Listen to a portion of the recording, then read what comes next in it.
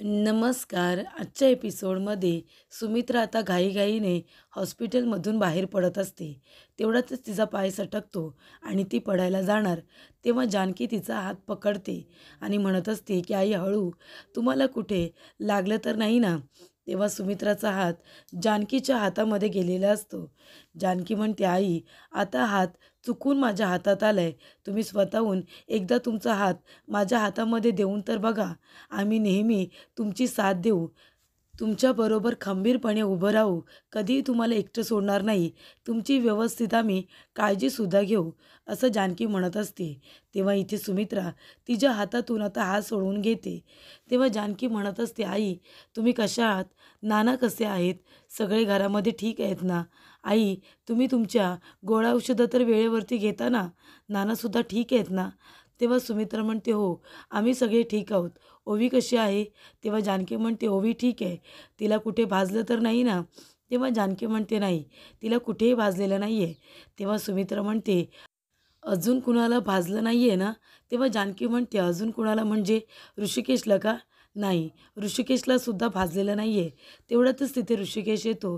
तेव्हा जानकी म्हणते की ऋषिकेश आईंना आवाज द्या ना, त्यांचा आशीर्वाद घ्या. तेव्हा ऋषिकेश म्हणतो, इथे माझं कोणीच नाही आहे, मला कोणाशीही बोलायचं नाही आहे. तेवढ्यातच तिथे ऐश्वर्या येते आणि म्हणते, ऋषिकेश दादा नीट बोलायचा, आमच्या आई आहेत त्या. तेव्हा जानकी म्हणते, तुमच्या आई काय गं? तुमच्या आई त्या काही फक्त तुमच्या आई नाही आहेत, आमच्यासुद्धा आई आहेत, कळलं ना? आणि इथे मायलेकांमध्ये तू कशाला बोलतेस? तू नाही बोलायला पाहिजे मध्ये. त्यांना जे काही बोलायचं आहे ते दोघंजणं बोलतील, तुला मध्ये पडायची गरज नाही. तेव्हा इथे जानकी म्हणते, ऋषिकेश आईंना हाक मारा ना. तेव्हा ऋषिकेश म्हणतो, जानकी मी तुला सांगितलं ना, माझं कोणीच नाही आहे आणि मला कुणाशी बोलायचंसुद्धा नाही. चल बरं तू माझ्याबरोबर, आपल्याला सगुणाला बघायला जायचं आहे. तेव्हा ऋषिकेश जानकीचा हात पकडून तिला आतमध्ये घेऊन जातो. तेव्हा इथे सुमित्राला आता खूप वाईट वाटतं. ऐश्वर्या म्हणते, आई बाप रे, अहो बघितलंत ना तुमच्या तोंडासमोर तुमच्याबरोबर कसे बोलले ते. जाऊ द्या, तुम्ही या दोघांकडे लक्ष देऊ नका आणि यांचा कशाला तुम्ही एवढा विचार करताय. तुमच्या जवळची माणसं तुमच्याबरोबर आहेत ना, जे लोक तुमचा आदर करतात. त्यामुळे जी लोक तुमची नाहीच आहेत, जी अनोळखी आहेत, त्यांचा विचार करायचा नाही आणि उगाच तुम्ही तुमचा BP वाढवून घेऊ नका. चला आपण आता निघूया. तर इथे आता ऋषिकेश म्हणत असतो की हे बघ सगुणा, काळजी करू नको, सगळं काही ठीक होईल आणि आता तुला लवकरात लवकर बरं व्हायचं आहे. तेव्हा इथे जानकीला ऋषिकेश म्हणत असतो की जानकी तू सुद्धा काळजी करू नको, लवकरात लवकर सगुणाला बरं वाटेल. तेव्हा सगुणा म्हणते की दादा वहिनी, मी तुमच्याबरोबर चुकीचं वागले म्हणून देवाने मला शिक्षा दिली. तेव्हा इथे ऋषिकेश म्हणतो, अगं असं का बोलतेस तू सगुणा? हे बघ माफी वगैरे आता मागू नकोस. तेव्हा इथे ऋषिकेश म्हणत असतो, गुलाब तुम्ही दोघेजणं आम्हाला कुटुंबासारखेच आहात. तुम्ही आता दोघेजणं सतत आमची माफी मागणार आहात का? त्यानंतरला ऋषिकेश म्हणतो, गुलाब चल आपल्याला जरा डॉक्टरांजवळ बोलायचं आहे. आपण कधीपर्यंत घरी जाऊ शकतो, अजून त्या लोकांना आपल्याला काय सांगायचं आहे हे आपल्याला कळेल. तेव्हा इथे सगुणा म्हणत असते की वहिनी मला माफ करा, मी तुमच्याबरोबर खूपच जास्त चुकीचं वागले आणि म्हणूनच देवाने मला शिक्षा दिली. तेव्हा इथे जानकी म्हणत असते, हे बघ सगुणा, सारखं सारखं असं बोलू नकोस गं, तुला तुझ्या चुकीची जाणीव झाली ना. तेव्हा इथे सगुणा म्हणत असते की नाही, अजून एक महत्त्वाची गोष्ट सांगायची आहे. हे जे काही घडलं ना, ते या ऐश्वर्यामुळे घडलेलं आहे. ऐश्वर्या मॅडम चांगली नाही आहे, ती तुमच्या वाईटावरती टपली आहे. तुम्हाला माहिती आहे का, तिनेच इथे फराळ आणला होता, त्याच्यामध्ये बॉम्ब ठेवले होते. फराळाच्या बॉक्समध्ये तिनेच फटाके आणून ठेवले होते आणि हा सापळा तिने तुमच्यासाठी रचला होता. त्यांना माहिती नव्हतं की मी तुमच्याकडे येणार आहे तुम्हाला भेटायला आणि हे सगळं त्यांनी तुम्हाला त्रास देण्यासाठी केलं होतं. तेव्हा जानकी म्हणते, मला माहिती आहे हे सगळं तिनेच केलं असेल. तर इथे आता सौमित्रसुद्धा म्हणत असतो की अवंतिका, तुला जो काही ऐश्वर्यावरती संशय आलेला आहे ना, तो अगदी बरोबर आहे. म्हणजे तीच गेली होती जानकी वहिनीकडे म्हाताऱ्या बाईचं रूप घेऊन.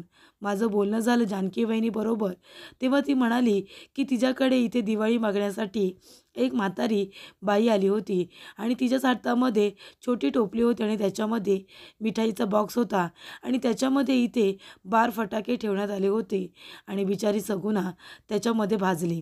तर इथे अवंतिका म्हणत असते, सौमी मी तुला सांगितलं होतं ना, अरे मी ओळखायला लागले तिला.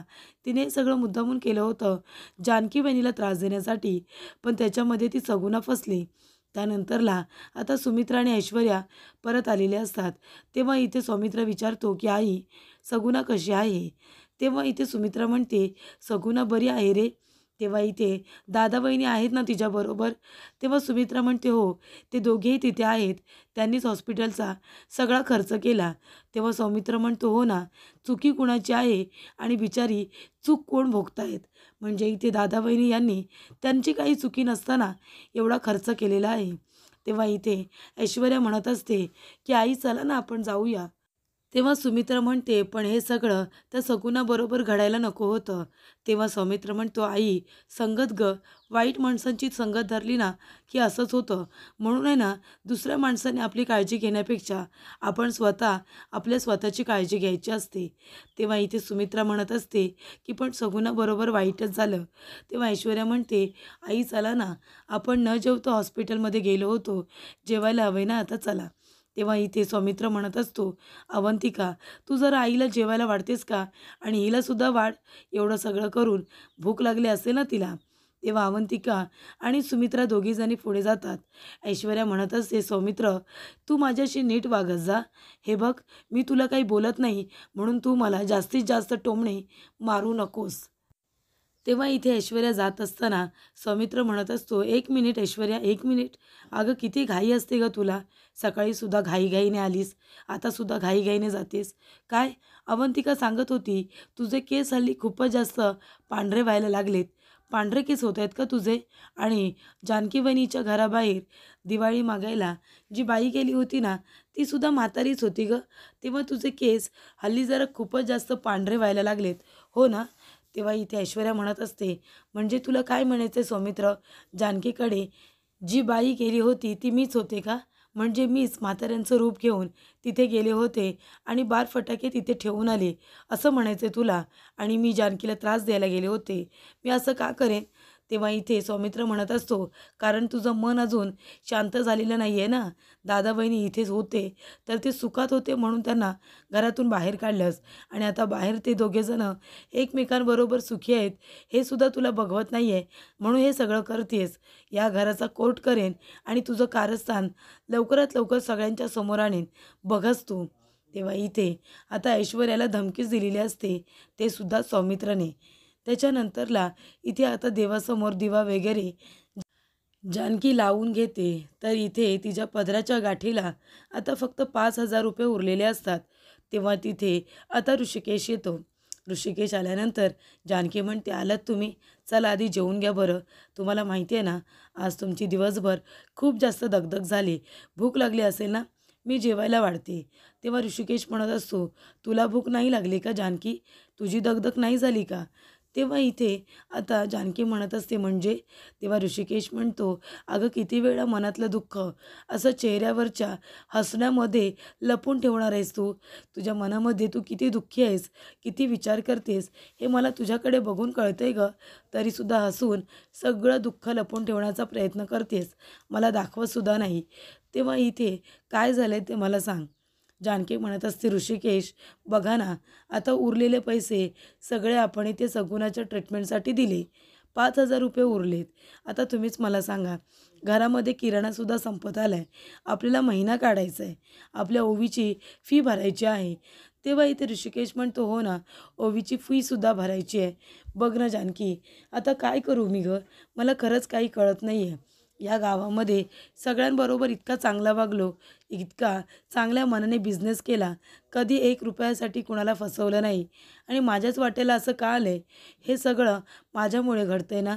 मी तुम्हाला दोघींना एक चांगलं सुखी आयुष्य देऊ शकत नाही. मला या सगळ्याची खरंच खूप लाज वाटते. तेव्हा इथे जानकी म्हणत असते ऋषिकेश असं अजिबात बोलू नका. तुम्ही माझा मान सन्मान आहात, माझा स्वाभिमान आहात. तुमची नजर खाली झालेली मला अजिबात आवडणार नाही आहे. अहो मला माहिती आहे ना या मनगटात किती ताकद आहे, आणि सगळ्यात महत्त्वाचं म्हणजे जोपर्यंत आपल्याला आपण स्वतः तोडू शकत नाही, दुसरे आपल्याला तोडू शकत नाही. आपण दोघंजणं जेव्हा एकमेकांच्या बरोबरीने असू तेव्हा आपण काय काय करू शकतो हे तुम्हाला चांगलंच माहिती आहे. आपण दोघे एकमेकांची ताकद आहोत. त्याच्यामुळे आपण दोघेजण एकत्र आहोत ना, आपण कुठल्याही संकटाला सामोरं जाऊ शकतो. तुमच्या मनगटात इतकी ताकद आहे, माझ्यामध्ये एवढी मेहनत करण्याची ताकद आहे.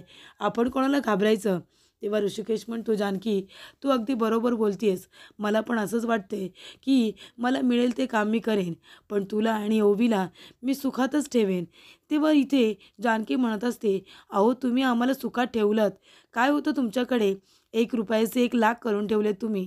आणि तुम्ही म्हणाला होतात की ओवीची दिवाळी ही तुम्ही छान पद्धतीने थाटामाटात साजरी कराल, आणि तुम्ही तसं केलंत.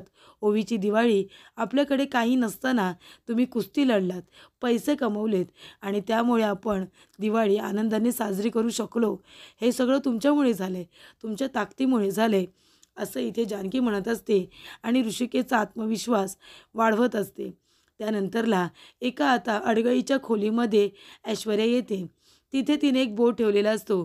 तेव्हा पार्वती, ऋषिकेश, जानकी, ओवी असं त्याखाली तिने नावं लिहिलेली असतात आणि त्याला फुल्या वगैरे करून डिस्ट्रॉय केलेली असतात. त्यानंतर एका बाजूला नाना, सुमित्रा, सारंग, इथे त्याचबरोबर सौमित्र आणि शर्वरी अशी नावं लिहिलेली असतात. तेव्हा इथे ऐश्वर्या म्हणत असते की आजी तर माझ्या खिशातच आहेत, आणि इथे आईंना मी जसं बोलते तसं त्या माझ्या बाजूने फिरतात, म्हणजे आपण त्यांना सहजरिते आपल्या मुठीमध्ये ठेवू शकतो. आणि बिचारे नाना, नाना तर काय आता पूर्णपणे आता बेड रेसवरती आहेत. हा सारंग, हा काय माझ्यासमोर बोलणार आहे? शर्वरी तर काय फक्त सणासुदीला येते, येईल आणि जाईल. तिचं तर आता लग्न झाले. आता राहिला प्रश्न सौमित्र आणि अवंतिका, या दोघांची तोंडं आता मला गप्प करायची आहेत. हे दोघेजण खूप जास्त बोलतात ना, की घरामध्ये वकिली करतील, माझा खरा चेहरा सगळ्यांच्या समोर आणतील, ऋषिकेशला आणि जानकीला घरामध्ये पुन्हा घेऊन येतील. या लोकांना आता मला घरातून बाहेर काढायचं नाही आहे. सारखं काय तोच तोच पॅटर्न घरातून बाहेर काढायचं. या दोघांना मी घरामध्येच ठेवणार, पण दोघांना एकमेकांच्या विरोधामध्ये दुश्मनासारखं उभं करणार. या दोघांना एकमेकांपासून कायमचं तोडून टाकणार, वेगळं करणार. यांची एक ताकद, एक बोली आहे ना, त्याच्यामुळे आता बघा मी काय करते ते. जेव्हा या घरातून त्या जानकीला जसं बाहेर काढलं ना, तसं त्या अवंतिकाला बाहेर काढेन. ती अवंतिका स्वतःचं मंगळसूत्र काढून स्वतःच्या हाताने त्या सौमित्राच्या हातामध्ये देईल, नाहीतर त्याच्या तोंडावरती मारेल ना, तेव्हाच माझ्या मनातली आग कमी होईल, माझा सूड कमी होईल. तेव्हा आता मी बघते ना की याचा चांगुलपणा जिंकतो की माझा सूड जिंकतो ते. या दोघांना मी एकमेकांपासून तोडणारच, असं इथे आता ऐश्वर्या आपल्या मनातच म्हणत असते. त्यानंतरला जानकी ओवीच्या स्कूलमध्ये आलेली असते. तेव्हा टीचर म्हणत असतात की इथे ओवी तुमची सगळ्या ॲक्टिव्हिटीमध्ये भाग घेते. ती खेळामध्ये सुद्धा उत्तम आहे, ड्रॉइंगमध्ये सुद्धा उत्तम आहे, सगळ्या गोष्टींमध्ये ती पुढे असते. तेव्हा इथे आणि त्यामध्ये ती अभ्यासाकडे बिलकुल दुर्लक्ष करत नाही. सगळ्या ॲक्टिव्हिटीमध्ये भाग घेऊनसुद्धा ती अभ्याससुद्धा पूर्ण करत असते. बरं आता तुम्ही बोला. त्यानंतरला इथे जानकी म्हणत असते की मी ओवीची फी द्यायला आली आहे, आणि ती आता पैसे इथे मॅडमकडे देते. मॅडम चेक न करता ठेवून देत असतात. तेव्हा जानकी म्हणते, मॅडम यावेळीची फी थोडी कमी आहे, तुम्ही जरा मोजलीत तर बरी होईल. म्हणजे 25,000 रुपये भरायचे आहेत, पण आता एवढे पैसे आमच्याकडे भरायला नाही आहेत. तेव्हा मी थोडेच पैसे तुम्हाला दिलेत, आणि बाकीचे पैसे हळूहळू मी तुम्हाला देऊन टाकेन. तेव्हा इथे आता पैसे बघितल्यानंतर फक्त 5,000 असतात. तेव्हा जानकी म्हणत असते की आमच्याकडे एवढेच आहेत. तेव्हा टीचर म्हणतात, नाही ओवीची आई, अहो किमान तुम्हाला निम्मे पैसे तरी द्यावे लागतील, एवढे पैसे घेऊन आम्ही काय करू? तेव्हा ओवीला रडायला येतं. ओवी म्हणते, आई आता आपण काय करायचं? तेव्हा जानकीला आता ओवीच्या चेहऱ्यावरचं हे रडू बघून खूप जास्त वाईट वाटतं. तर पुढील भागामध्ये आपण बघूया. इथे जानकी आता देवघरामध्ये बसलेली असते. ती म्हणत असते की देवा, काहीतरी चमत्कार कर, मला माझ्या लेकीची फी भरायची आहे शाळेची, काहीतरी चमत्कार कर देवा, पैशांची जमाजमा होऊ दे. त्यानंतरला इथे देवारा आता जानकी पुसत असते. तर एका बाजूला देवाऱ्याच्या इथे आता एक लॉक असतो, कोड लॉक. त्याच्यानंतर इथे सुमित्रा विचारत असते नानांना, काय झालं, तुम्हाला काय बोलायचं आहे?